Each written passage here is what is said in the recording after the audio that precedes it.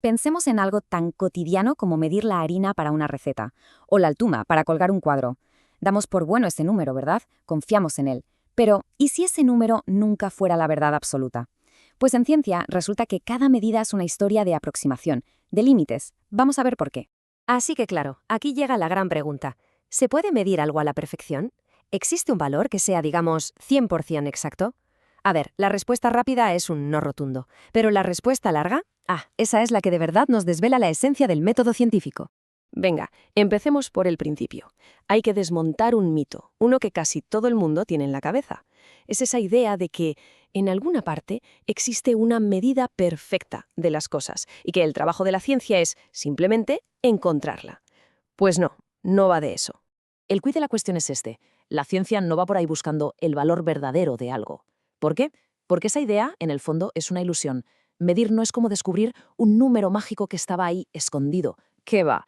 Es una acción, es una interacción con el mundo. Y por eso mismo, cada resultado que obtenemos es una aproximación. Pensemos que es como una ventana a la realidad.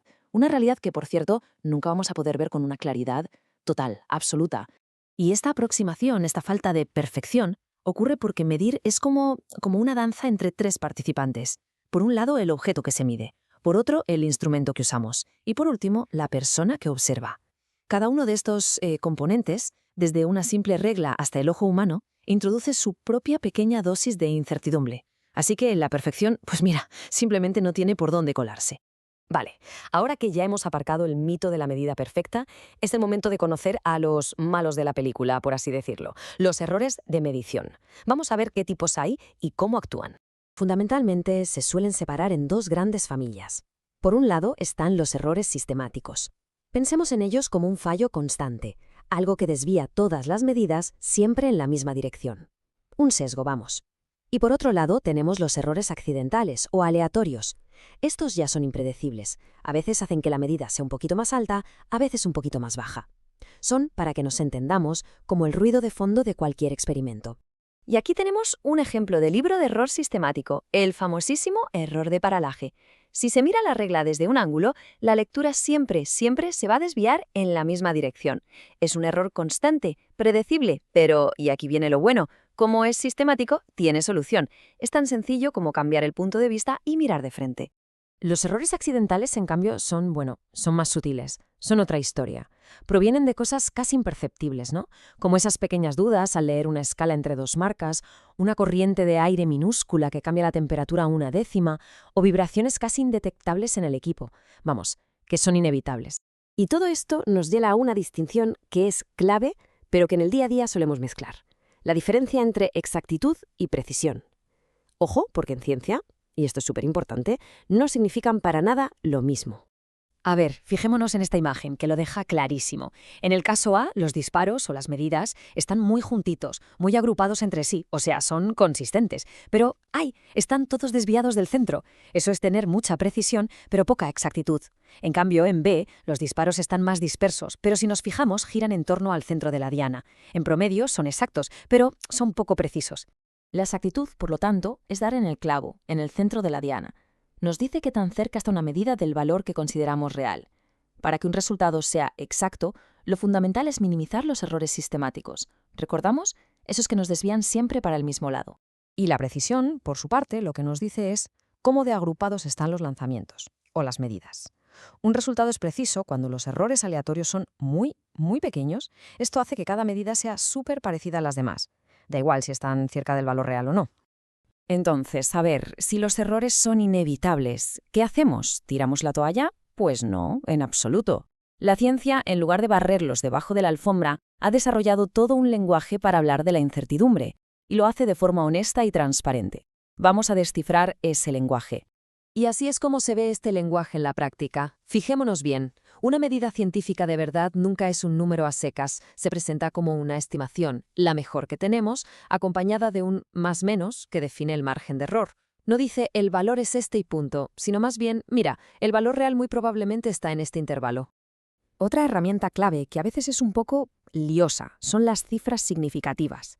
Pensemos en ellas de esta forma. Son la manera de comunicar la precisión de una medida sin tener que estar escribiendo siempre el más/menos.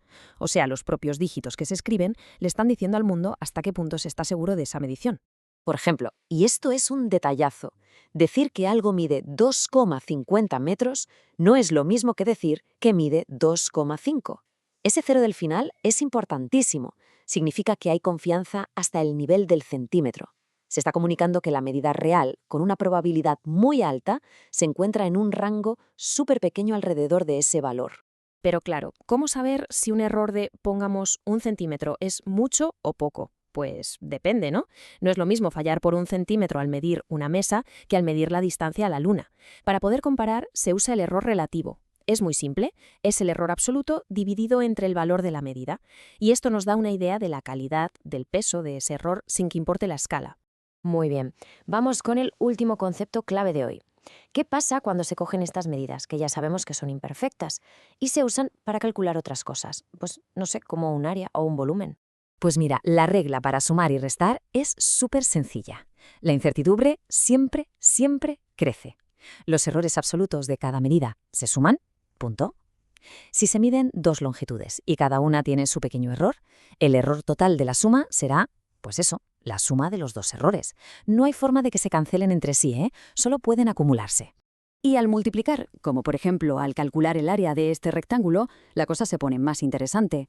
La incertidumbre de la base y la de la altura se combinan y lo que crean es esa zona de incertidumbre que se ve sombreada. Esto significa que el área real podría estar en cualquier punto dentro de esa región.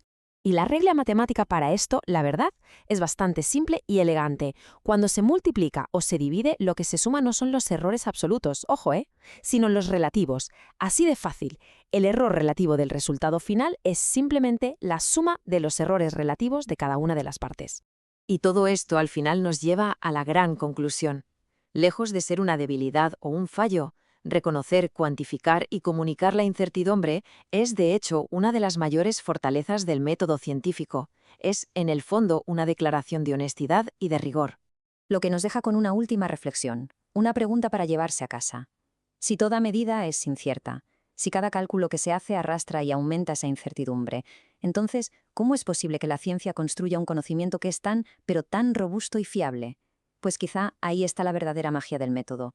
No en eliminar la duda, sino en aprender a convivir con ella y construir certezas a pesar de todo.